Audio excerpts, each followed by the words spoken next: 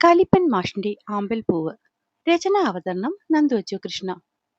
എന്തൊക്കെ കണ്ടാലാണോ ദൈവമേ ഇനിയൊന്ന് മരിക്കാൻ പറ്റുന്നത്? ഇന്നലെ വരെ കൈവേദന, കാലുവേദന, തലവേദന, നടുവേദന എന്നൊക്കെ പറഞ്ഞവരാണല്ലോ ഇന്നിപ്പോ ഓടി നടന്ന് ഈ പണിയൊക്കെ എടുക്കുന്നതെന്ന് കാണുമ്പോഴാണേ. തലയ്ക്ക് പിന്നിലേക്ക് കൈവച്ച് കസേരയിൽ ഇരുന്നു കൊണ്ട് കളിയാക്കുന്ന മകനെ കേട്ട് ദേഷ്യം പിടിച്ചില്ലെങ്കിലും ടീച്ചർ ഇടയ്ക്കിടെ നോക്കി പേടിപ്പിക്കുന്നുണ്ടായിരുന്നു. ഇങ്ങനെ നോക്കിയിട്ട് ഒന്നും കാര്യമില്ല, ഞാൻ സത്യവാ പറഞ്ഞത്. ഓ, സമ്മതിച്ചു. എന്റെ മോൻ സത്യമല്ലാതെ മറ്റൊന്നും പറയാറില്ലല്ലോ. എന്തായാലും എന്റെ കുഞ്ഞ് അവിടെ ഇരുന്നിനി സത്യം പറയണ്ട. ഇവിടെ വന്ന് ഈ നാളികേരം തിരുമി നിന്നുകൊണ്ട് സത്യം പറഞ്ഞാൽ മതി. ഞാനോ? തിരുമാനോ? ഹ, ഞാനേ ഒരു സ്കൂളിൽ പഠിപ്പിക്കുന്ന സാറാണമ്മ. പറ്റില്ലെന്നർത്ഥത്തിൽ കൈയും പൊക്കി അവൻ കുറച്ചും കൂടി സോഫയിലേക്ക് അങ്ങോട്ട് കയറിയിരുന്നു. അത് അമ്മയുടെ മോൻ പേടിക്കണ്ട. കാരണം നീ ചിരവയ്ക്കറിയില്ല നീ സാറാണോ കുട്ടിയാണോ എന്നൊന്നും. ന്യായം പറയാതെ വന്ന് തേങ്ങ തിരുമട ഇറക്ക. ടീച്ചർ ഇത്തിരി ഒച്ചയിൽ പറഞ്ഞതും അവൻ ഇഷ്ടക്കേടോടെയാണെങ്കിലും വന്ന് തിരുമാൻ തുടങ്ങി. ഒരു തേങ്ങയായി, 2 തേങ്ങയായി. ദേ അമ്മ, മതിട്ടോ, എനിക്ക് കൈ നോവുന്നുണ്ട്. നോവട്ടെ, നല്ല രുചിയിൽ അടപ്പായസം കുടിക്കണമെങ്കിൽ ഇച്ചിരിയൊക്കെ കൈ നൊന്താലേ പറ്റൂ. എനിക്ക് പായസം വേണ്ട. അരമുറി തേങ്ങ കയ്യിലിരുന്നത് പാതകത്തിലേക്ക് ഇട്ടുകൊണ്ട് അവൻ പിണങ്ങി മാറി. അയ്യോ, അമ്മയുടെ കുഞ്ഞ് അങ്ങനെ വലിയ വലിയ തീരുമാനമൊന്നും എടുക്കല്ലേ. പായസം വേണ്ട പോലും. ടീച്ചർ നല്ലോണം പുച്ഛിച്ചുകൊണ്ട് മാറ്റിവെച്ച തേങ്ങാമുറി പിന്നെയും കയ്യിലേക്ക് എടുത്തു വെച്ചു കൊടുത്തു. അമ്മേ, എന്തോ? എന്താ അവിടെ? 2 മാഷുമാരും മാത്രം താമസിക്കുന്ന വീട്ടിൽ നിന്നും അംഗനവാടി പിള്ളേരെ പോലെ നഴ്സറി ആണെന്ന് തോന്നിക്കുന്ന ബഹളവും ഒച്ചയൊക്കെയാണല്ലോ പുറത്തേക്ക് കേൾക്കുന്നത്. 1 മാസത്തോളമായി വീട്ടിൽ നിന്ന് പോയ അച്ഛനെ വാതിൽക്കൽ കണ്ടതും ഏതു ഓടിപ്പോയി കെട്ടിപ്പിടിച്ചു. ഞാൻ അച്ഛനെ ഒരുപാട് മിസ് ചെയ്തു. പറയുമ്പോൾ അവന്റെ കണ്ണ് നനഞ്ഞിരുന്നു. ഏതാണ്ട് അതേ അവസ്ഥയിൽ തന്നെയായിരുന്നു ടീച്ചറും മാഷും. 1 മാസം എന്നെ കാണാതിരുന്നപ്പോൾ നിനക്ക് ഇത്രയും സങ്കടമായെങ്കിൽ ബാക്കി പറയാതെ തന്നെ അവൻ അറിയാമായിരുന്നു. ഒരൊറ്റ മോനായ തന്റെ അജ്ഞാതവാസം അച്ഛനെയും അമ്മയും എത്രത്തോളം സങ്കടത്തിൽ ആക്കിയിട്ടുണ്ടായിരിക്കും എന്ന്. അല്ലെങ്കിലും മറ്റൊരാൾ പറഞ്ഞറിയുന്ന സങ്കടത്തെക്കാളും സ്വയം അനുഭവിച്ചു തീർത്ത സങ്കടത്തിനാവില്ലേ എന്നും വില കൂടുതൽ. ഇന്ന് അതേ അവസ്ഥയിലായിരുന്നു ഏതന്. എന്തിന്റെ പേരിലായാലും അച്ഛനെയും അമ്മയെ ഒറ്റയ്ക്ക് വിട്ടതിന്റെ വിഷമം അവനെ ഉള്ളാലെ തകർത്തു. വെറുതെ ആവശ്യമില്ലാത്തതൊന്നും ആലോചിച്ചു കൂട്ടണ്ട. ഇനിയും ഓരോ അവസ്ഥ വന്നാൽ അങ്ങോട്ടും ഇങ്ങോട്ടുമൊക്കെ നിനക്ക് മാറി നിൽക്കേണ്ടി വരും. അല്ലെങ്കിൽ ചിലപ്പോൾ ഞങ്ങൾക്ക് മാറി നിൽക്കേണ്ടി വരും. എല്ലാവരും ഒത്തൊരുമിച്ച് നിൽക്കുമ്പോൾ ആ സന്തോഷം മാത്രം മനസ്സിൽ കൊണ്ടു നടന്നാൽ മതി കേട്ടോ. തന്റെ നെഞ്ചോരം ഒട്ടി നിന്ന മകന്റെ മനസ്സിലെ ചിന്തകൾ അത്രയും പെട്ടെന്ന് മനസ്സിലാക്കിയ അച്ഛൻ പാതി കളിയായും പാതി കാര്യത്തോടെയും അവന്റെ കവിളിൽ ഒന്ന് തട്ടി. ആഹാ, മോനേക്കാൾ കഷ്ടത്തിൽ അമ്മ ഇവിടെ നിൽപ്പുണ്ടോ? അവനെ ഒരു തോളിലൂടെ പിടിച്ചുകൊണ്ട് തന്നെ മറുകൈയാൽ ഭാര്യയും അയാളുടെ നെഞ്ചോട് അയാൾ ചേർത്ത് നിർത്തി. അല്ലെങ്കിലും മോനെ കണ്ടു കഴിഞ്ഞാൽ മാഷിന് മറ്റാരെയും കണ്ണിൽ പിടിക്കില്ലല്ലോ. എന്നും വീഡിയോ കോൾ ചെയ്യാറുണ്ട്. അതിൽ കൂടുതൽ ഫോണിലും സംസാരിക്കാറുണ്ട്. പക്ഷെ എന്നിട്ടും അടുത്ത് കണ്ടപ്പോൾ ഉണ്ടായ സന്തോഷത്തിൽ പരിഭവമാണ് ആദ്യം പുറത്തേക്ക് വന്നത്. അങ്ങനെയൊന്നും പറയല്ലേ ഭാര്യയെ. എനിക്ക് എന്റെ ടീച്ചർ കഴിഞ്ഞല്ലേ ഉള്ളൂ എല്ലാവരും.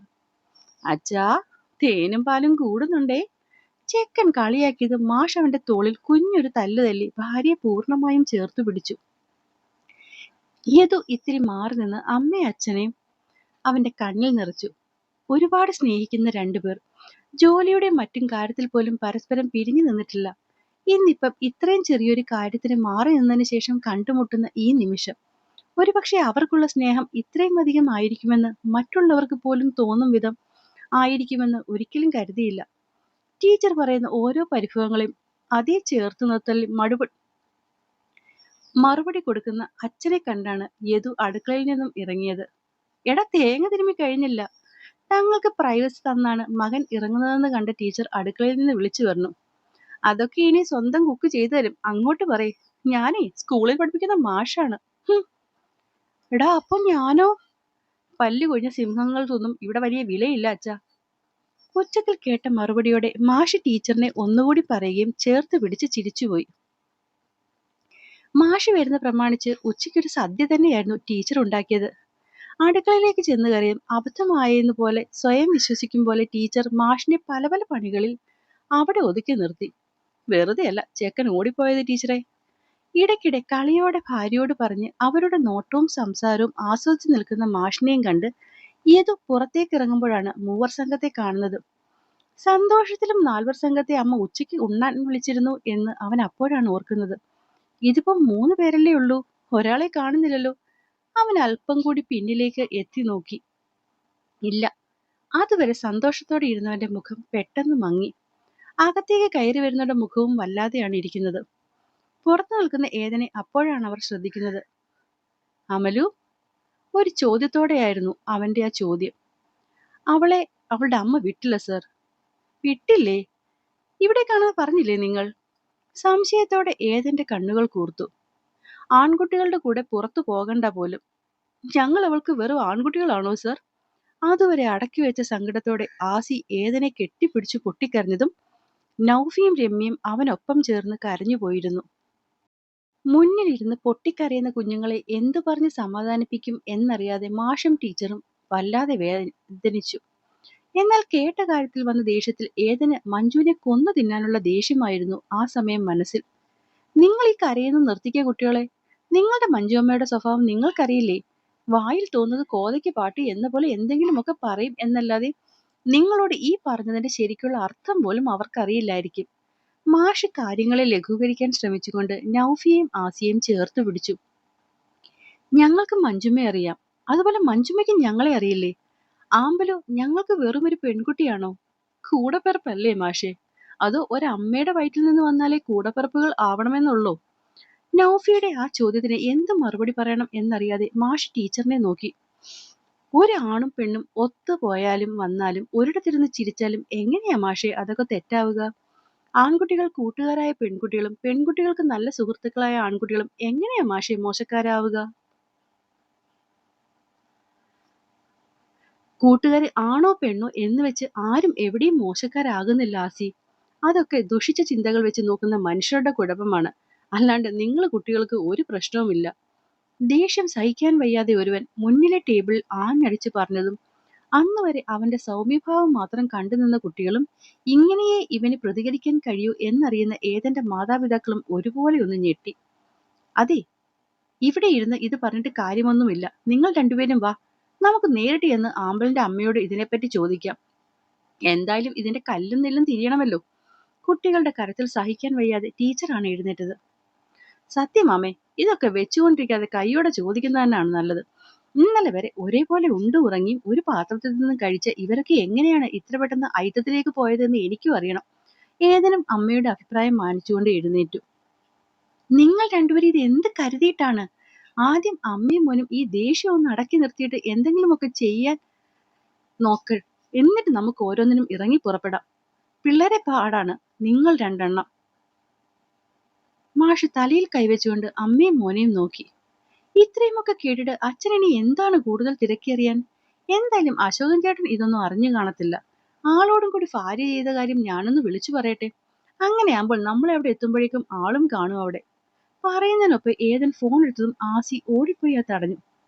വേണ്ട സാറേ, അശോക മാമനെ വിളിച്ചു പറയണ്ട. വിളിച്ചു പറയണ്ടേ? എന്താ? ഏതൻ ആസിയോട് ദേഷ്യപ്പെട്ടു. ആസി പറഞ്ഞത് നേരാ സാറേ, മാമനെ വിളിക്കാൻ നിൽക്കണ്ട.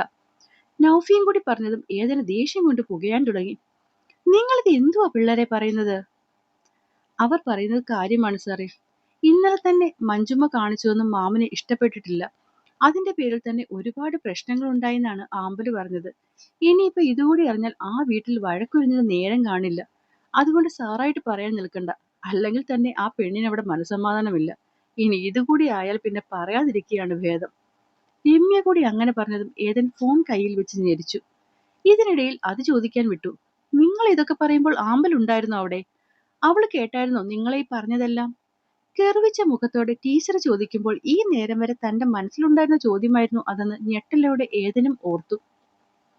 അവര് വന്നു കയറി ഇതൊക്കെ തന്നോട് പറഞ്ഞപ്പോൾ തന്നെ ഈ ചോദ്യം ചോദിക്കാൻ താൻ തുടങ്ങിയതാണ്. അപ്പോഴൊക്കെ അവൾ കേട്ടുകൊണ്ട് നിന്നു എന്നൊരു മറുപടി ഇവർ പറഞ്ഞാൽ ഒരു പക്ഷെ താൻ അവളെ വെറുത്തുപോകും എന്നൊരു ഭയം കൊണ്ടാണ് ചോദിക്കാതിരുന്നത്.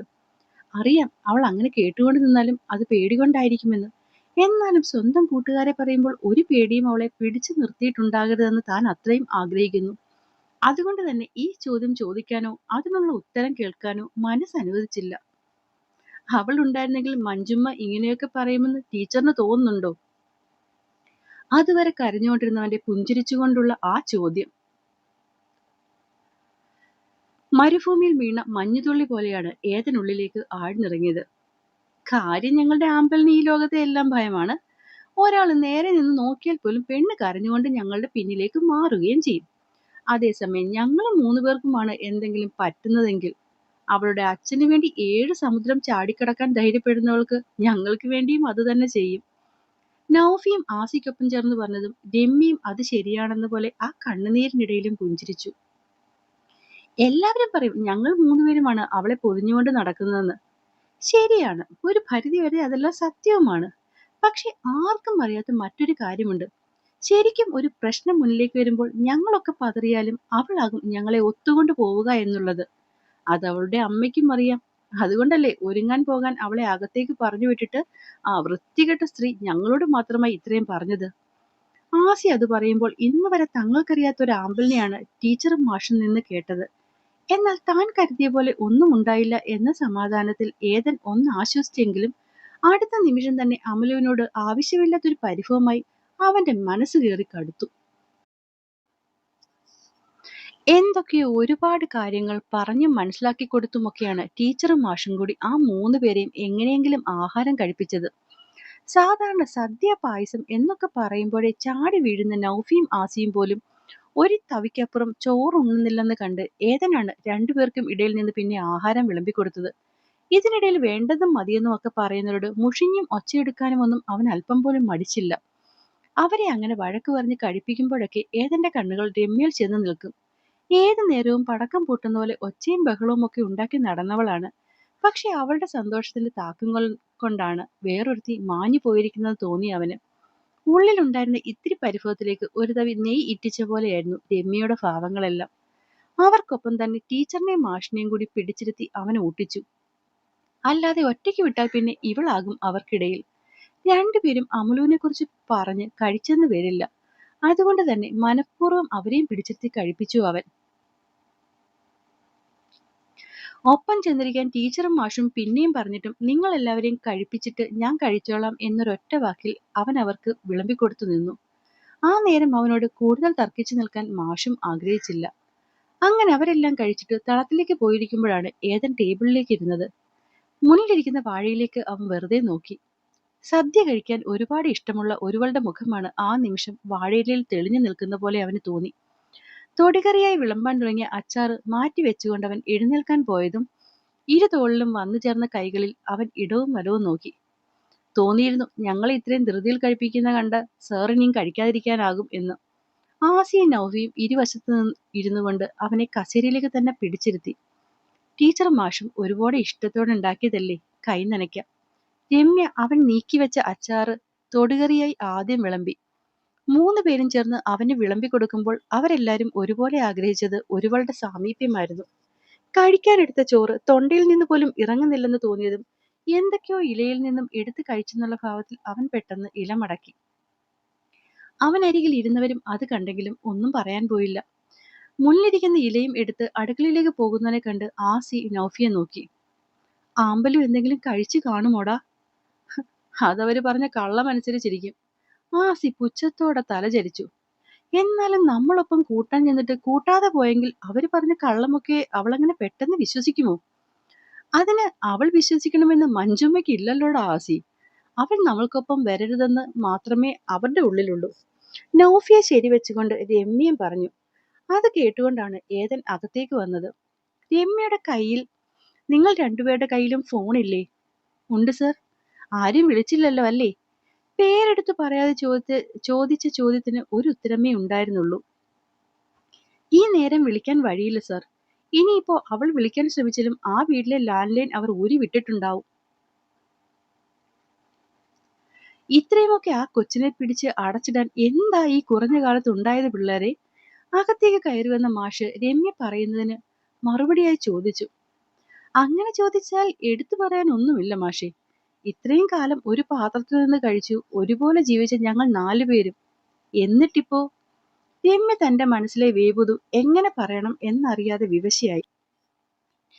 ഞങ്ങൾക്കറിയുന്ന കാലം മുതലേ മഞ്ജുമ്മയ്ക്ക് എന്തൊക്കെയോ തലയും വാലും ഇല്ലാത്ത പ്രശ്നങ്ങൾ. അത് പക്ഷെ മിക്കപ്പോഴും അശോകൻ മാമന്റെ അടുത്തേ കാണിക്കുന്നത് കണ്ടിട്ടുള്ളൂ. അല്ലാതെ ഞങ്ങളുടെ കൂടെ ആമ്പൽ വരുന്നതിനും പോകുന്നതിനുമൊന്നും ഇന്ന് വരെ ഒരു നിയന്ത്രണവും മഞ്ജുമ്മ വെച്ചിട്ടില്ല.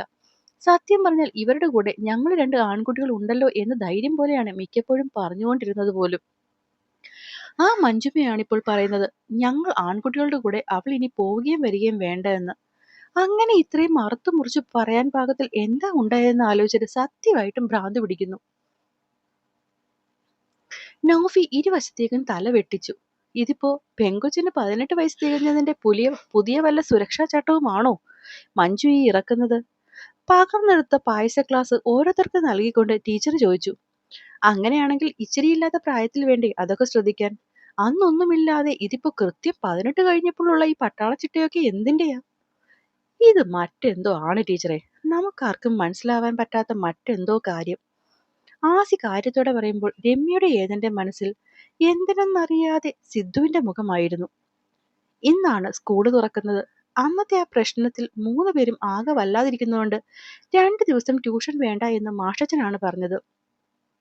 അങ്ങനെ ക്ലാസ് വേണ്ടെന്ന് വെച്ചതിന് ശേഷം അശോകൻ മാഷിനെ വിളിച്ചിട്ടുണ്ടായിരുന്നു. ഓൾറെഡി ക്ലാസ് ക്യാൻസൽ ചെയ്തു എന്ന് പറഞ്ഞുകൊണ്ട് അശോകനോടും ക്ലാസ് ഇല്ല എന്ന് തന്നെ മാഷ് പറഞ്ഞു. അന്ന് വരെ 4 പേർ ഒരുമിച്ച് വന്നുകൊണ്ടിരുന്ന ക്ലാസ്സിൽ അന്ന് ആദ്യമായി 3 പേർ ആദ്യം ചെന്നു. അവരെ 3 പേരെയും കണ്ട് എല്ലാവരും ആമ്പൽ എവിടെയെന്നാണ് ഒരുപോലെ തിരക്കിയത്. വ്യക്തമായ മറുപടി പറയാനില്ലാത്തത് കൊണ്ട് തന്നെ അവള് വന്നോളും എന്നുള്ള മറുപടിയിൽ അവരെ തൽക്കാലം എല്ലാവരെയും പിടിച്ചു നിർത്തി. ആ മറുപടിയിലെ അസ്വാഭാവികത മനസ്സിലായെങ്കിലും ആരും കൂടുതലൊന്നും ചോദിക്കാൻ പോയില്ല. പക്ഷെ സാറയ്ക്കും കൂട്ടർക്കും അതൊരു കളിയാക്കലിന്റെ അവസരമായി മാറി. ആദ്യമൊക്കെ അവളെ കേട്ടില്ല കണ്ടില്ല എന്ന് നടിച്ചെങ്കിലും പിന്നെപ്പോഴോ ആസി അവർക്കുള്ള മറുപടി കൊടുക്കാൻ തുടങ്ങി. അങ്ങനെ ഒന്നും രണ്ടും പറഞ്ഞ് പ്രശ്നം അത്യാവശ്യം രൂക്ഷമാകാൻ തുടങ്ങിയപ്പോഴാണ് ഫൈനൽ ബെൽ അടിക്കുന്നതും ഏതൻ ക്ലാസ്സിലേക്ക് വരുന്നതും. അകത്തേക്ക് കയറുന്നവരുടെ ശ്രദ്ധ ആദ്യം പോയത് ഒരു വശത്ത് നിൽക്കുന്ന 3 പേരിലേക്കും അവർക്കെതിരെ നിൽക്കുന്ന സാറയിലും കൂട്ടർക്കും ഇടയിലേക്കാണ്. ഏതന്റെ നോട്ടത്തിലെ കാർക്കശ്യം മനസ്സിലായവർ പെട്ടെന്ന് തന്നെ സീറ്റിലേക്ക് പോയിരുന്നു. ഒരു നിശ്വാസത്തിനപ്പുറം അവന്റെ കണ്ണുകൾ ധൃതി പിടിച്ച് ആ ക്ലാസ് ആകെ ചുറ്റിവന്നു. അവസാനം അത് വന്നു നിന്നത് രമ്യയിലാണ്. അവനെ നോക്കിയ കണ്ണുകൾ താഴ്ത്തുന്നവളെ ആ സമയം ദേഷ്യത്തിനുമപ്പുറം മുന്നിൽ നിന്നത് സങ്കടമായിരുന്നു. ഏതാണ്ട് ഏതനെ പോലെ തന്നെ